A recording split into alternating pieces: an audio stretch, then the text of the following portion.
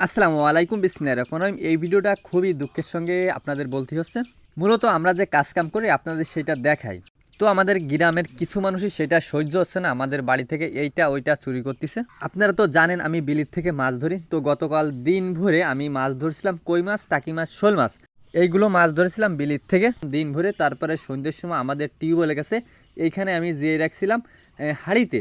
তো সকালবেলা ঘুম থেকে উঠে দেখি যে সে হাঁড়িও নেই, সে মাছও নেই। মানে এতটা ছোট লোক, এতটা ছোট পরাণের লোক হলে মানে এরকম নিচের শ্রেণী কাজ করতে পারে, মানে না দেখলে বোঝাই যায় না। তো এই চোরগুলোকে কিভাবে দমন করা যায়, আপনারা যদি কেউ জেনে থাকেন তাহলে আপনারা বলবেন এই চোরগুলোকে কিভাবে ধরা যায়।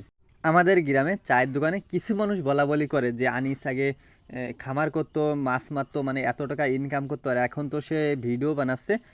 তো এখন কত টাকা ইনকাম করতেছে তাদের সহ্য হচ্ছে না, তার জন্যই মূলত আমাদের বাড়ি থেকে এইটা ওইটা চুরি করতেছে। আর তাদের যে কথাটা, তাদের কথা হচ্ছেন কি, তাদের সঙ্গে মেশো, তাদের সঙ্গে চায়ের দোকানে আড্ডা দাও, তাদের পিছনে টাকা খরচ করলো, তাহলে কিন্তু আনিস খুবই ভালো।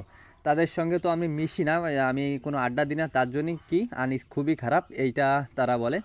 আমার কথা হচ্ছেন কি, আমি আড্ডা দেবো কেন, আমি আমার কাজ ভালো লাগে, আমি কাজই করি। কিন্তু এইটা আছেন কিছু মানুষই সেটা সহ্য হচ্ছে না। আর যারা শহরে থাকেন তাদেরকে আমি কয়টা কথা বলতে চাই। যারা শহরে থেকে ভাবতেছেন গ্রামে আমরা সেটেল হয়ে যাব, কিন্তু আপনারা গ্রামে সেটেল হওয়ার জন্য আসবেন না।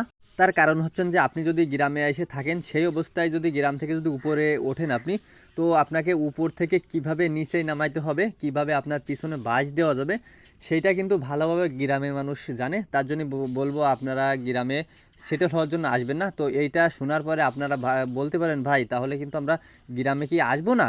হ্যাঁ, গ্রামে আসবেন। হ্যাঁ, গ্রামে আসবেন। গ্রামে মাঠ ভরা শস্য শ্যামল, পুকুর ভরা জল, উন্মুক্ত হাওয়া বাতাস, পাখির কিচিমিচি, এই সব মিলে খুবই সুন্দর একটা পরিবেশ। তাই আমি বলবো গ্রামে আসবেন এই সব উপভোগ করার জন্য। মেনলি আপনারা আসবেন, এসে আপনারা ঘুরবেন, দেখবেন, তারপরে আপনারা আবার চলে যাবেন, কিন্তু সেটেল হওয়ার জন্য আপনারা আসবেন না।